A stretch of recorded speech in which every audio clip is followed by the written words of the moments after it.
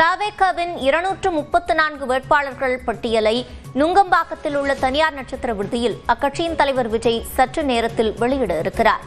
கூடுதல் தகவல்களை நமது செய்தியாளர் செந்திலிடம் கேட்கலாம். செந்தில், முழுமையான விவரங்கள்.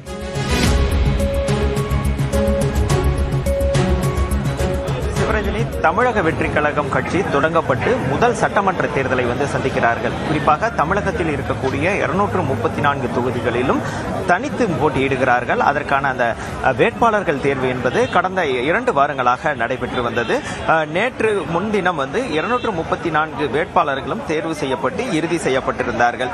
அந்த வேட்பாளர்களை தான் இன்று விஜய் அறிமுகம் செய்கிறார். அதாவது அறிவித்து அறிமுகம் செய்கிறார்.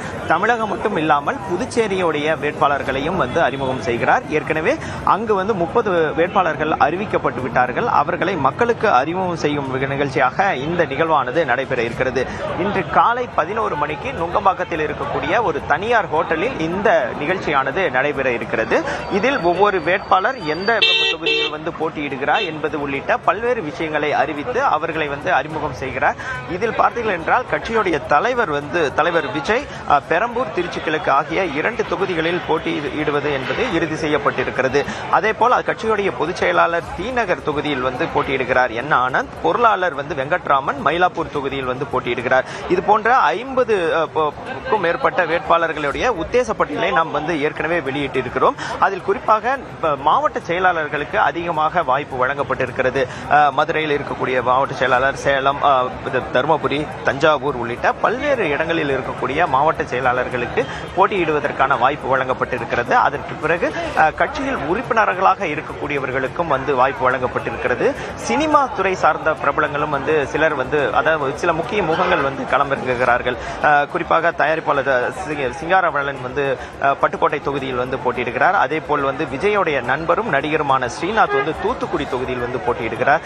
சினிமா பினான்சியர் அன்புச்செல்வனுடைய பையன் விவேக் மதுரை தெற்கு தொகுதியில் போட்டியிடுகிறார். இதுபோன்று மாவட்ட செயலாளர்கள், சினிமாவில் இருக்கக்கூடிய சில முக்கிய பிரபலங்கள், அதே போல் கட்சியில் இருக்கக்கூடிய உறுப்பினர்கள், தொழிலதிபர்கள் என பல்வேறு வகையில் இந்த பட்டியல் தேர்வு செய்யப்பட்டு அந்த இறுதி வேட்பாளர்கள் இறுதி செய்யப்பட்டார்கள். அவர்களை இன்று நுங்கம்பாக்கத்தில் இருக்கக்கூடிய அந்த தனியார் ஹோட்டலில் நடைபெறக்கூடிய அந்த நிகழ்ச்சியில் அவர் விஜய் வெளியிடுகிறார், அறிமுகம் செய்கிறார். சிவரஞ்சனி, எதன் அடிப்படையில் இந்த வேட்பாளர்கள் தேர்வு செய்யப்பட்டிருக்கிறார்கள்? செந்தில்ராஜா, சிவரஞ்சனி, மாவட்ட செயலாளர்கள் பொறுத்தவரை பார்த்தீர்கள் என்றால் கிட்டத்தட்ட விஜயோடு அதிகமாக, அதாவது 30 ஆண்டுகளாக 25 ஆண்டுகளாக பயணம் செய்த ரசிகர் மன்றம், நற்பணி மன்றம், அதற்கு பிறகு விஜய் மக்கள் இயக்கம், அதற்கு பிறகு கட்சி என 4 கட்டங்களாக விஜயுடன் பயணித்தவர்கள் தேர்வு செய்யப்பட்டிருக்கிறார்கள்.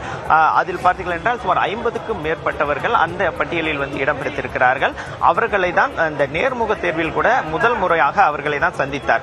உறுப்பினராக இருப்பவர்கள், புதிதாக சேர்ந்தவர்கள் மட்டுமில்லாமல் முதல் கட்டமாக தன்னுடன் பயணித்தவர்கள் தான் முதலில் வேட்பாளராக தேர்வு செய்யப்பட வேண்டும் என்ற அடிப்படையில் அவர்களை நேர்காணல் நடத்தி அந்த 50 தொகுதிகளுக்கான அந்த வேட்பாளர்களை இறுதி செய்தார். அதற்கு பிறகு மாநில பொறுப்பில் இருக்கக்கூடியவர்கள் அருண்ராஜ், செங்கோட்டையன், சிடிஆர் நிர்மல்குமார் போன்றவர்களை தேர்வு செய்தார். அதற்கு பிறகு புதிதாக கட்சியில் இணைந்தவர்களை தேர்வு செய்தார். அதற்கு அடுத்த கட்டமாகத்தான் கட்சியின் அந்த அடிப்படை உறுப்பினர்கள் இருப்பவர்கள், சில தொழிலதிபர்கள் என அந்த வேட்பாளர்களை தேர்வு செய்து அந்த பட்டியல் இறுதி செய்யப்பட்டது. சிவரஞ்சனி, விவரங்களை வழங்கியமைக்கு நன்றி செந்தில்ராஜா.